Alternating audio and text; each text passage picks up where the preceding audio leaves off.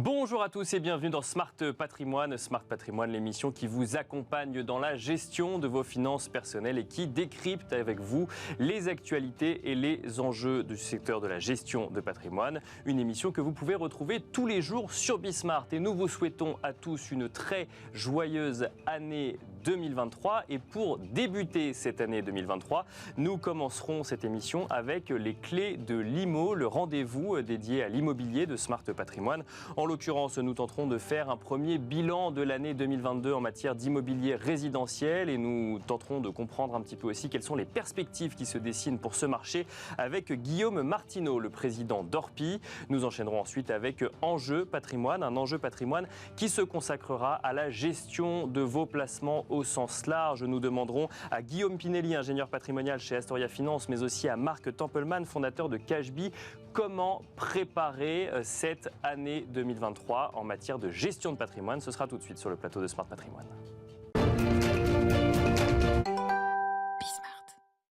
Et nous commençons tout de suite avec les clés de l'IMO, le rendez-vous dédié à l'investissement ou à l'acquisition immobilière de Smart Patrimoine. Nous avons le plaisir de commencer l'année avec Guillaume Martineau, président d'Orpi. Bonjour Guillaume Martineau. Bonjour.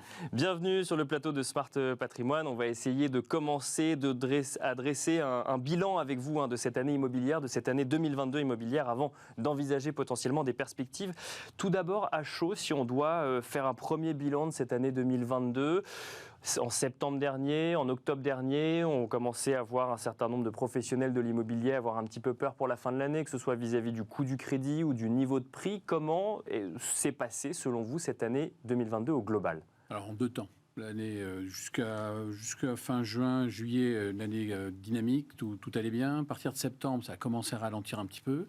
On a un paradoxe parce qu'on a eu moins 10% de compromis constatés chez Orpi sur l'année 2022. D'accord. Avec une augmentation néanmoins des prix. Les prix ont continué à augmenter. En milieu d'année, on était à plus 8. On a fini l'année à plus 6.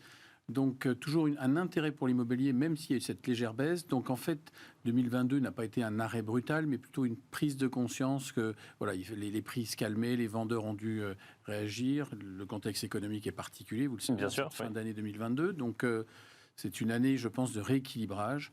On rentre, on redevient avec un marché un peu plus normal. Donc, on a fini, pour être très exact, à 0,42 par rapport à 2019. Donc, ce n'est pas la catastrophe annoncée. Donc, on revient quand même sur des niveaux proches de 2019. Ça veut dire qu'on est sorti des niveaux qu'on a pu voir notamment en 2021, qui était une très très bonne année en matière d'immobilier. Est-ce que le sujet... Vous nous avez dit que vous aviez constaté des hausses de prix. Alors, c'est vrai que sur ce sujet, sur la fin de l'année, on a eu un peu de mal à comprendre parce qu'on pouvait lire... Tout est son contraire. C'est-à-dire qu'en fait, ça dépend un peu des régions où on va regarder. Ça dépend si on va regarder en métropole ou en zone rurale. Il y a certaines régions où on a vu les prix chuter et d'autres où les prix finalement se maintiennent. Comment est-ce qu'on peut aborder ce sujet prix en tant qu'investisseur immobilier ou en tant que futur acquéreur immobilier ? Alors effectivement, c'est compliqué parce qu'il n'y a pas, c'est pas brutal, c'est pas partout au même endroit. On a eu des grandes villes qui ont ralenti. En début d'année, Paris avait ralenti, ce qui a permis de relancer la dynamique sur Paris en milieu d'année. Vous avez des villes comme Lyon, Marseille aussi qui ont ralenti, puis d'autres qui se sont épanouies, je dirais.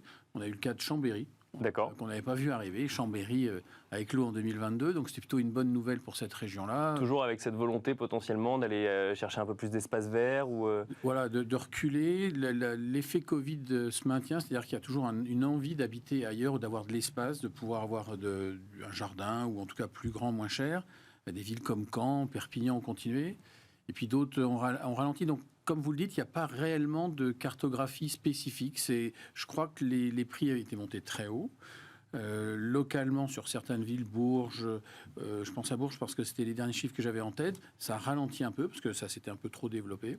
Donc, c'est comme un pulse. D'accord, vous avez des pièces, des endroits où c'est très haut, d'autres très bas, d'autres ça se rééquilibre. Donc 2023 va être intéressant à ce niveau-là puisqu'on est en tout début d'année, voir ce qui va se passer. Pour voir effectivement si les choses vont se stabiliser ou si au contraire on va poursuivre certaines tendances. À la sortie des confinements en France, Guillaume Martineau, il y avait cette idée centrale de de changement de paradigme presque dans l'immobilier. On voulait un accès à l'extérieur, on voulait être plus proche d'activités extérieures, on voulait quitter les centres-villes, mais en même temps ne pas aller trop loin non plus parce qu'on pouvait toujours avoir un travail en centre-ville. Est-ce que sur cette année 2022, ces tendances se sont confirmées ou on est revenu à une situation pré-Covid ? Alors, on reste quand même sur cette tendance, mais avec une particularité, c'est que le coût de l'énergie, le coût des déplacements a explosé, vous le savez. Donc, ça a obligé nos acquéreurs à réfléchir sur cette envie d'aller habiter ailleurs. Il y a toujours l'envie d'habiter ailleurs, mais comment je me déplace, comment je vais sur mon lieu de travail, surtout quand on est en rural ou dans des villes où il n'y a pas forcément de transport en commun. Donc, ça a été, sur cette fin d'année, un véritable enjeu. Donc il y a toujours une envie. Je crois qu'un Français sur 6, de mémoire, cherche toujours à faire un investissement en 2023. D'accord. Ouais. Donc un investissement, pas une acquisition. Enfin, investissement ou acquisition. D'accord. Projet d'investissement ou acquisition. Ouais. L'immobilier reste quelque chose qui intéresse tout le monde. Il faut trouver le juste prix, le bon endroit pour habiter. Donc finalement, c'est bis repetita, toujours trouver le bon endroit. Donc il n'y a pas de martingale. On ne peut pas vous dire allez là parce que là, il va se passer quelque chose. Nos acquéreurs, finalement, sont matures. Quand ils constatent que le marché n'est plus raisonnable ou monte trop haut, alors ils s'arrêtent d'un coup sec et puis ça rééquilibre un petit peu. Alors, la deuxième partie de l'année 2022 a quand même été marquée par un suivi de près des différentes hausses de taux des banques centrales, que ce soit la Fed ou la BCE, et leur incidence sur les taux de crédit pratiqués par les banques, en lien cette fois-ci avec un taux d'usure qui augmentait moins vite que les taux de crédit auraient pu augmenter dans certaines banques. Est-ce que cela est-ce que cela a eu un impact aussi catastrophique qu'on aurait pu l'imaginer sur cette deuxième partie d'année 2022 ? Une question qu'on a posée d'ailleurs à certains courtiers fin 2022. Et est-ce que cela est un sujet d'inquiétude pour 2023 ? Alors, il y a eu effectivement, on l'a très nettement senti en septembre, un ralentissement dû à ce taux d'usure. On était devenu un collapse. En 2022, on est devenu un collapse sur deux choses. La géographie avec l'Ukraine et le taux d'usure. Donc, les Français sont complètement... Bien sûr, maintenant, on sait ce que c'est. Beaucoup l'ont découvert à ce moment-là. On sait. Donc, il y a eu, à partir de septembre, ce ralentissement dû à ça. Les banques ont resserré un peu les conditions d'accès au crédit. Là, ce qui va être intéressant de voir, c'est ce qui va se passer sur ce premier trimestre. Est-ce que les banques vont jouer le jeu ? Est-ce qu'elles vont ouvrir un peu les vannes ou pas ? Donc là, on est au tout début d'année, donc je ne saurais vous le dire. Bien sûr. En tout cas, ça reste un sujet important parce que les refus de prêts ont augmenté. On a de nouveau eu sur cette fin d'année des compromis. Quand je parlais des moins 10%, il y a eu beaucoup de compromis qui ont été refusés parce que les banques ne prêtaient pas, des refus de prêts. D'accord. Donc c'est quand même un signe que ce n'est pas aussi facile qu'avant. Donc il va falloir surveiller ça de très près. On le saura, à mon avis, d'ici mars, on saura ce que font les banques là-dessus. Mais alors justement, je ne sais pas si vous avez effectivement l'information dans chacune des agences ou autres, mais si vous avez moins 10% de compromis de vente signés, est-ce que ça veut dire qu'il y a moins d'offres, moins de demandes, ou que simplement l'adéquation se fait moins en lien avec le financement ou peut-être avec d'autres critères ? Alors, il y avait toujours peu d'offres, c'est-à-dire peu de biens à vendre, mais c'est surtout que nos acquéreurs n'ont plus les moyens de suivre les prix. D'accord. Quand je vous dis que les prix ont fini à plus 6%, ça reste quand même important. C'est-à-dire qu'on a un marché compliqué, une année 2022 qui a été difficile, les prix ont continué, donc les vendeurs ont continué à dire mais on va essayer encore un peu plus haut, puis les vendeurs ont lâché, vous savez, c'est comme un manège, en fait on descend du manège parce qu'on ne peut plus suivre.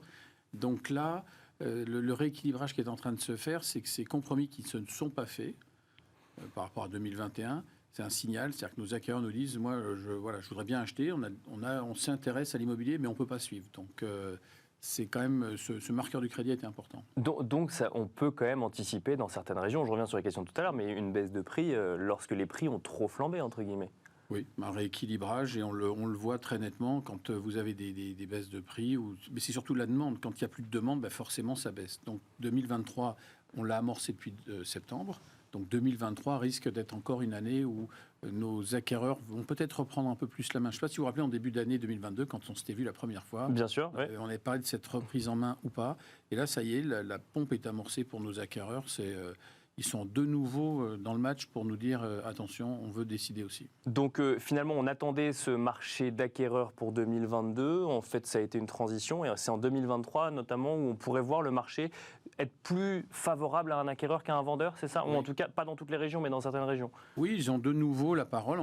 Ils peuvent s'exprimer en disant voilà, moi je veux bien y aller, mais pas à ce prix-là. Nos jeunes conseillers qui débutent dans l'immobilier découvrent qu'on peut avoir des prix qui baissent. et puis pas d'acquéreurs tout de suite. Donc c'est une inversion de tendance. D'accord. Mais on reste tout de même encore avec des gens qui veulent aller vivre dans d'autres régions. Il n'y a pas suffisamment d'offres. Donc tout ça va dépendre des régions. Donc il va falloir être raisonnable sur les prix. Et alors justement, quand on est professionnel de l'immobilier, Guillaume Martineau, et qu'on est face à un... On n'a pas de boule de cristal. Quand Bien sûr. Non, mais comment est-ce qu'on gère cette situation? Parce qu'on imagine bien que... Alors, se faire accompagner par un professionnel, effectivement, on l'entend souvent, c'est très important côté acquéreur ou côté vendeur, mais on imagine bien que le vendeur veut vendre le plus cher possible. Et il va faire sa sélection sur les estimations des professionnels. Et j'imagine qu'il y a un peu de pédagogie à faire quand on est au tout début d'un renversement de tendance, ou alors peut-être pas un renversement, mais d'une évolution de tendance, de dire le marché a évolué, il faut l'accepter. Alors c'est ce qu'on a fait chez Orpi, puisque fin 2022, on a livré à nos agences une nouvelle façon d'estimer en s'appuyant sur de nouveaux outils qui nous permettent d'être plus précis.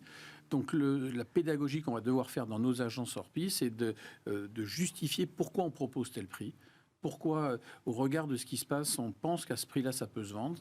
Il va falloir aussi réapprendre à nos vendeurs à refaire des points réguliers tous les mois, parce qu'avant, les vendeurs décidaient un peu en disant je veux ce prix-là et ça ne sera pas autre chose.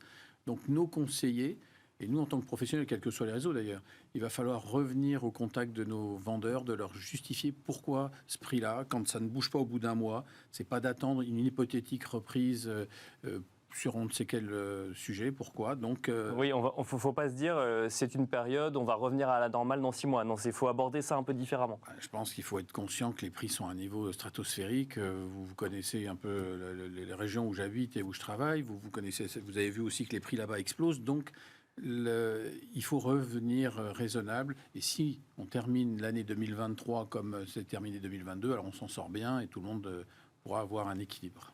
Ah, c'est vrai, vous dites effectivement, vous mentionnez la région du Sud-Ouest où les prix explosent également. C'est vrai qu'alors, c'est basé sur aucune étude statistique, c'est ce que je vais vous dire, mais quand on est du point de vue d'un observateur du marché immobilier, on a l'impression que globalement, on entend souvent des prix à la hausse un peu partout, mais jamais des endroits où les prix baissent drastiquement. On a l'impression que le marché, quand même, depuis 10 ans, n'a fait que monter en matière d'immobilier. C'est vrai, mais vous avez néanmoins un moment où les prix marquent un palier. Alors des baisses dramatiques, il faudrait qu'on soit en 2008 pour reconnaître ça, mais on a tellement peu d'offres, on manque de logements en France. Et tant qu'on ne construira pas plus, on aura toujours cette pénurie. La difficulté actuellement, c'est que nos acquéreurs ne peuvent pas suivre parce que les banques ne prêtent pas forcément. Donc des baisses radicales, à moins qu'on ait un événement majeur, mais ça, on est en début d'année, j'espère tout de même qu'on aura une année plus paisible. Mais parce qu'on est impacté aussi par ce qui se passe à l'international, c'est ça qui peut faire baisser les prix très fort. Merci beaucoup Guillaume Martineau d'être venu sur le plateau de Smart Patrimoine en ce début d'année pour tenter de faire un bilan 2022 et de donner quelques perspectives pour 2023. Je rappelle que vous êtes président d'Orpi. Merci beaucoup. Merci à vous. Merci à vous de nous avoir suivis. On se retrouve tout de suite dans Enjeu Patrimoine. Et nous enchaînons à présent avec Enjeu Patrimoine. Les fêtes de fin d'année sont à présent finies et vous recommencez tout juste à vous poser un certain nombre de questions sur la gestion de votre patrimoine ou en tout cas des placements qui pourraient concerner votre épargne. Et justement, nous avons convié sur le plateau de Smart Patrimoine 2 experts pour se demander ensemble comment préparer la gestion de votre épargne pour cette année 2023. Nous avons donc le plaisir de recevoir sur le plateau de Smart Patrimoine Guillaume Pinelli, ingénieur patrimonial chez Astoria Finance. Bonjour Guillaume Pinelli. Bonjour Nicolas. Bienvenue sur le plateau de Smart Patrimoine et nous avons également le plaisir de recevoir Marc Tempelman, fondateur de Cashbee. Bonjour Marc Tempelman. Bonjour, bonne année. Bonne année à vous aussi, à tous les deux. Bienvenue sur le plateau de Smart Patrimoine. Alors on va commencer avec vous, Marc Tempelman. On a intitulé cette émission comment préparer 2023 ? Alors, on est au tout début de 2023. On va avoir un an devant nous de gestion de ses placements, d'arbitrage. Est-ce qu'on peut commencer peut-être déjà par faire un bilan de cette année 2022 qui s'est écoulée ? Quelles sont les questions qu'on doit se poser en début d'année 2023 vis-à-vis de son épargne ? Est-ce qu'il faut tout changer déjà au regard de ce qu'on a connu en 2022 ? Alors c'est sûr, 2022 n'était pas une année facile. La plupart des classes d'actifs étaient en baisse, voire en forte baisse. Que ce soit d'ailleurs les actions ou les obligations. Donc le portefeuille dit classique, 60% en actions, 40% en obligations, a perdu pas mal d'argent, situé aux alentours de 19%. C'est-à-dire que la poche obligataire n'a pas suffi à protéger le capital face aux actions, c'est ça, aux risques pris par les actions ? Exactement. La hausse des taux a pesé sur le côté obligataire et a rendu la vie également compliquée côté actions.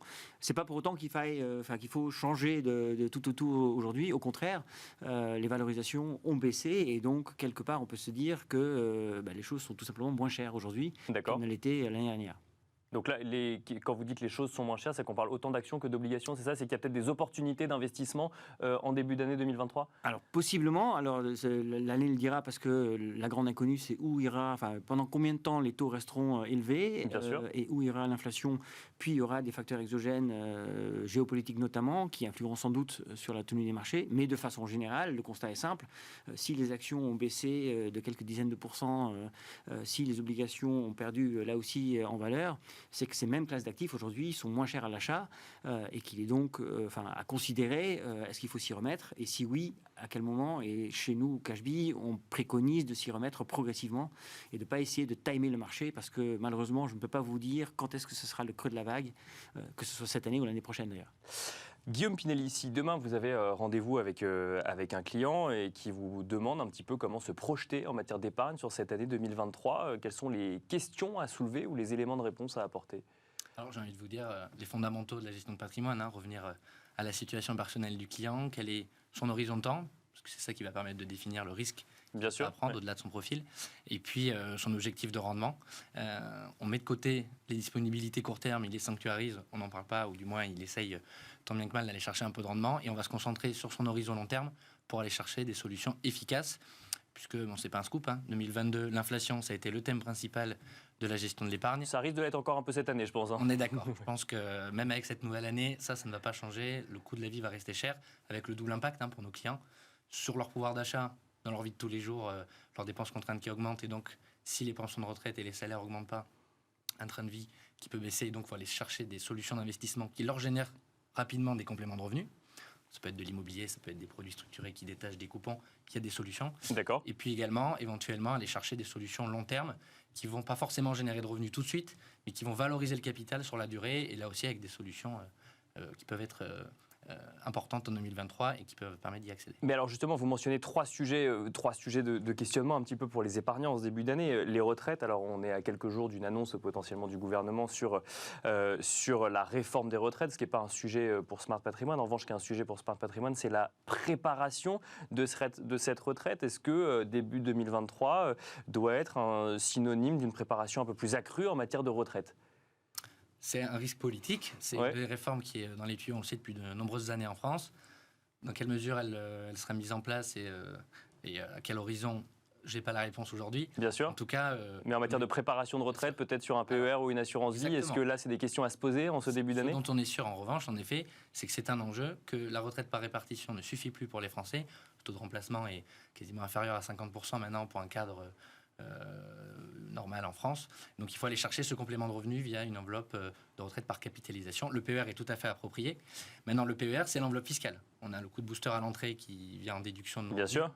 Ce qui compte, c'est ce qu'on va mettre à l'intérieur. Et l'intérêt du PER, c'est que vu que de toute façon, on est bloqué jusqu'à la retraite, on a cet horizon de temps qui est mécaniquement long. Et donc, on va pouvoir aller chercher des solutions type produits structurés, type immobilier ou actions, obligations. Vous commencez pas par action, vous commencez par produits structurés du coup. On va dire que c'est le produit du moment, là, les produits structurés. J'ai l'impression qu'on en entend souvent parler.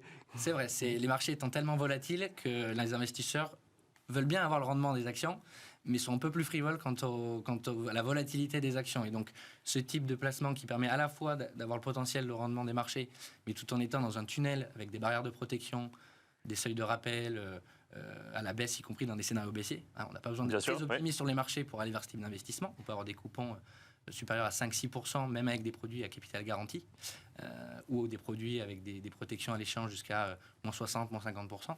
Donc ça peut correspondre, c'est pour ça qu'en ce moment, en effet, c'est en vogue, mais ce n'est pas une simple mode, c'est vraiment que ça répond à un besoin des investisseurs aujourd'hui. Marc Tempelman, justement chez Cashbee, vous avez lancé un produit structuré, ou en tout cas une offre de produits structurés. Alors c'est vrai que depuis quelques semaines, quelques mois, on a l'impression que c'est un peu la réponse à tous les produits structurés, depuis que les taux obligataires remontent un petit peu, depuis que certains produits structurés, et je dis certains, pas tous, proposent du capital garanti, on a l'impression qu'il faut absolument en avoir en portefeuille, alors même que c'est très complexe pour un épargnant qui n'y connaît pas grand-chose de comprendre comment fonctionne un produit structuré. Et on dit toujours, n'allez pas vers ce que vous ne comprenez pas. Donc comment aborder, selon vous, les produits structurés en 2023 ? Alors d'abord, je rejoins tout à fait ce qu'a dit Guillaume à l'instant. C'est probablement un produit qui fonctionne très très bien à l'heure actuelle pour deux raisons. Du côté de la demande je n'ai pas besoin de répéter ce qui vient d'être dit, mais les investisseurs sont à la recherche de produits qui procurent un rendement potentiel attractif tout en protégeant totalement ou partiellement le capital. Mais aussi du côté de l'offre, ces produits-là sont à nouveau possibles, tout simplement parce que la volatilité et les taux ont beaucoup augmenté, Bien sûr. permettant justement de proposer des structures à capital garanti, par exemple, qui proposent du 6%. Comme on le fait, nous, aujourd'hui, actuellement, via notre produit Onyx. On rappelle qu'un produit structuré, c'est une partie obligataire qui vient garantir ou en tout cas protéger une partie du capital et une partie à option et qui là va du coup s'intéresser plus à la volatilité des marchés par exemple. Par exemple, alors c'est là où la réponse à votre question devient un peu technique, c'est-à-dire qu'il y a autant de produits structurés, je dirais, que de planètes dans l'univers, et donc on peut aller vers du très très complexe, comme on peut aussi s'attacher à des structures plus simples, où les choses sont plutôt claires en termes de protection sur le capital, où le coupon visé est assez clairement défini également, enfin dans le cas d'Onyx 1 c'est 6%, et où vous prenez un risque sur un indice bien précis. Donc pour l'investisseur averti, aucune hésitation, il y en a plein à considérer. Pour l'investisseur qui n'a jamais de sa vie encore acheté un produit structuré, oui, le conseil reste toujours le même. Il faut bien comprendre ce dans quoi on met les pieds, parce que même pour les produits à capital garanti, ce capital est garanti à échéance. Bien sûr. Donc si vous pouvez avoir besoin de ces liquidités durant la vie du produit qui peut aller jusqu'à 10 ans, il faut bien savoir que si vous faites des ventes en cours de vie, là, pour le coup, le capital n'est plus garanti. Et vous pouvez perdre de l'argent. Et vous pouvez en gagner ou en perdre. D'accord. Ouais. Donc oui, c'est un produit qui nous semble très pertinent dans le contexte actuel, mais c'est certainement pas le seul produit. Enfin là encore, je pense que Guillaume et moi on va être vite d'accord. La diversification dans une année comme celle qui s'annonce relativement complexe comme 2023, la diversification fera partie des thèmes à respecter. Enfin, ça fait partie des règles de base, de ne pas mettre tous ses œufs dans le même panier. Et alors justement, quand on parle de diversification, on a parlé de produits structurés. Alors vous avez également mentionné certains produits de retraite, immobilier aussi que j'ai entendu dans vos deux réponses. On diversifie dans quoi en 2023 en rajoutant une variable qui est que l'épargnant a beaucoup entendu en 2022 ce terme inflation et cette idée que l'inflation grignote son capital et que ça ne va pas s'arrêter cette année en 2023. Donc comment est-ce qu'on diversifie tout en allant chercher du rendement, tout en diminuant le risque qui est un peu le Graal qu'on aimerait tous trouver en matière de gestion d'épargne? Peut-être Marc Tempelman et ensuite Guillaume Pinelli. Alors je vais peut-être me mouiller un peu. Je pense que sur l'inflation, il y a deux discours. Il y a celui qui se porte sur les États-Unis et celui qui concerne l'Europe. Sur l'Europe, je n'en sais rien. J'espère qu'on arrivera à maîtriser et que la Banque Centrale Européenne continuera ses efforts pour la maîtriser, pour revenir vers le 2%. Le problème de l'Europe, c'est que l'inflation ne dépend pas que d'elle. On est très dépendant du gaz, on reste très dépendant de facteurs exogènes comme la guerre en Ukraine, etc. Et donc, la BCE peut faire ce qu'elle veut. Je ne suis pas certain qu'elle ait toutes les cartes en main. D'accord. Les US, c'est différent. C'est une économie qui est largement, entre guillemets, isolée, qui se suffit à elle-même et où la Fed a de l'avance. Enfin, ça fait un moment que les taux augmentent aux US et où on peut prévoir une baisse graduelle de l'inflation et peut-être même une baisse graduelle des taux d'intérêt, des taux directeurs, peut-être pas cette année, mais peut-être tout début 2024. Ce que je veux dire par là, c'est que le risque inflationniste, il existe des deux côtés de l'océan. En revanche, il me paraît moins élevé et donc plus facile à estimer aux US qu'en Europe. Pourtant, nous, nos livrets ou nos comptes courants, ils sont en euros en France. Donc le risque inflationniste va venir grignoter notre épargne en euros. Ça veut dire quoi? Ça veut dire qu'il faut investir aux États-Unis ou je dis juste que quitte à investir toujours en diversifiant, Bien sûr. il est peut-être pas idiot effectivement de consacrer une partie de son épargne à ce marché américain. Où, encore une fois, l'économie a des chances de pouvoir rebondir après une récession qui pourrait être courte. Je parle au conditionnel, je n'ai pas de boule de cristal. On parle évidemment au conditionnel, mais c'est important d'essayer de comprendre les enjeux macroéconomiques, justement pour donner quelques clés en matière de gestion de son épargne. Guillaume Pinelli, effectivement, alors qu'on a parlé de diversification, on parle de risque d'inflation sur son épargne. Alors quand on parle de risque d'inflation sur son épargne, c'est vis-à-vis du pouvoir d'achat qu'on pourrait avoir à la fin avec l'épargne que l'on a. Comment est-ce qu'on gère, selon vous, cette dualité pour le début de cette année 2023 quand on est épargnant et qu'on a envie de contrer l'inflation sans pour autant prendre un risque démesuré avec son épargne? On prend la bonne résolution de définir vraiment la poche qu'on a besoin à court terme, celle qu'on a besoin à long terme, on n'aura pas besoin avant 8-10 ans. La poche à court terme, on peut faire que le nécessaire à court terme. La poche à long terme, il faut aller chercher des solutions dans la durée, dans l'immobilier, si possible qui génèrent des revenus, et si possible, dont les revenus vont être indexés à l'inflation. D'accord. Ouais. Il n'est pas la même chose d'avoir un rendement de 5% par an qui va rester de 5% par an et un rendement qui va être indexé à l'inflation, c'est-à-dire qui va augmenter si l'inflation augmente. Mais alors concrètement, quand on va dans l'immobilier, on fait quoi? On achète un appartement ou une maison en résidentiel, on investit dans une SCPI de bureau. Quand vous parlez de loyer indexé à l'inflation, on va le chercher où ce loyer? Alors, dans le résidentiel, les loyers, ils sont certes un petit peu liés à l'inflation, mais l'indice du résidentiel a été plafonné. Et donc Oui, souvent, il y a un plafonnement des loyers, oui, bien sûr. Alors que dans l'immobilier commercial, l'immobilier de bureau, on va avoir l'indice des loyers commerciaux qui est beaucoup plus lié à l'évolution de l'inflation. Il est indexé, notamment il a augmenté de 4,5% sur le dernier trimestre. Donc on voit que les revenus, par exemple, des SCPI, qui sont la classe d'actifs la plus accessible pour les épargnants français pour accéder à l'immobilier commercial, leur rendement a même augmenté au début de l'année 2022, puisque l'inflation a augmenté. Pour toutes les SCPI ou encore faut-il choisir la bonne SCPI dans laquelle il faut investir? On parlait d'un grand principe, la diversification. Le deuxième grand principe, c'est la sélection. D'accord. Très sélectif, dans les périodes comme ça, très volatiles, avec des incertitudes sur les marchés, sur la remontée des taux, quel est l'impact sur l'immobilier. La sélection, c'est la meilleure des réponses. C'est-à-dire qu'une fois qu'on a défini l'horizon de temps, aller choisir dans chaque classe d'actifs, ouvrir un peu le moteur et le capot des SCPI et voir quelles sont celles qui ont des bonnes réserves, qui ont pris en compte les futures contraintes de rénovation énergétique, donc ont suffisamment de réserves Bien sûr. pour mener à bien ces rénovations et faire évoluer leur parc immobilier sans puiser dans les frais de gestion, sans augmenter les frais et donc rogner les rendements des investisseurs. Donc tout ça, c'est le travail, à l'image des produits structurés dont parlent les marques, c'est le travail du conseiller aussi, de faire le filtre entre le produit fini, en effet où il y a toute une gamme et plein de qualités différentes, et puis l'investisseur final. On doit vraiment faire filtre pour choisir les meilleures solutions d'investissement et celles qui vont être pérennes dans le temps en termes de rendement. Donc, si je comprends bien, deux tendances pour ce début d'année. Alors, on en a évoqué beaucoup plus, mais les produits structurés ou aller chercher du loyer indexé à l'inflation, ça, c'est peut-être deux manières d'aborder ce début d'année en matière d'épargne actuellement. C'est ça, c'est se générer des compléments de revenus pour essayer de compléter le manque à gagner sur le train de vie et puis essayer de valoriser son capital, puisqu'aujourd'hui le constat il est très simple. Quelqu'un qui a un fonds en euros en assurance vie, 1% par an l'année dernière, l'inflation 6%, donc le détenteur d'un fonds euro en assurance vie, il a perdu 5%. Et alors, rapidement, vous parliez du court terme. Le court terme, c'est quoi? C'est sur des livrets réglementés? Sur des livrets réglementés, si on voit les taux quand même un petit peu augmenter légèrement, mais un petit peu, est-ce que ça peut permettre quand même de donner un petit peu plus de rendement à son épargne? Marc Tempelman, peut-être. Merci de me poser la question, puisque c'est le produit avec lequel on a commencé nos activités. C'est ce fameux livret Cashbee comme pour les SCPI, on peut sélectionner les banques en fonction de celles qui payent les taux les plus élevés sur leur livret. C'est pas parce que c'est des banques moins bonnes, c'est juste parce qu'il y a quelques banques qui ont plus besoin de ces dépôts que d'autres. Et donc, même pour cette épargne de précaution qu'il ne faut pas mettre à risque et qui doit rester disponible, on doit réfléchir et on doit trouver le bon livret qui protège le plus contre l'inflation. Dernière question, peut-être Guillaume Pinelli, quelles sont les questions que je dois me poser absolument pour la gestion de mon épargne en début d'année? Alors, l'horizon de placement, ça je vous l'avais dit. Quand est-ce que vous aurez besoin de décaisser? D'accord, ça c'est vraiment la question centrale. C'est la question centrale, puisque c'est celle qui permet d'aller chercher du risque, d'en accepter une partie, et c'est le risque qui va faire le rendement aujourd'hui. Même si les taux d'intérêt ont augmenté, c'est bien la notion de risque qui va être importante. Donc, votre horizon de temps, votre situation patrimoniale actuelle, bien sûr. Vous êtes déjà très exposé à l'immobilier ou pas. Quel pourcentage on met à risque par rapport à un capital garanti?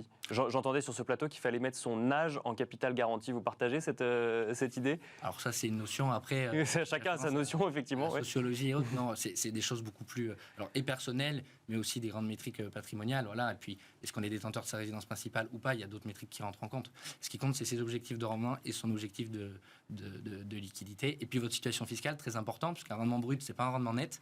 Donc, avant de se lancer dans un placement, toujours faire le point sur la situation fiscale à l'impôt sur le revenu. Merci messieurs, merci Guillaume Pinelli, ingénieur patrimonial chez Astoria Finance. Merci également Marc Tempelman, fondateur de Cashbee. Merci à tous les deux pour votre expertise sur ce plateau et merci à vous de nous avoir suivis. On se retrouve très vite sur Bismart.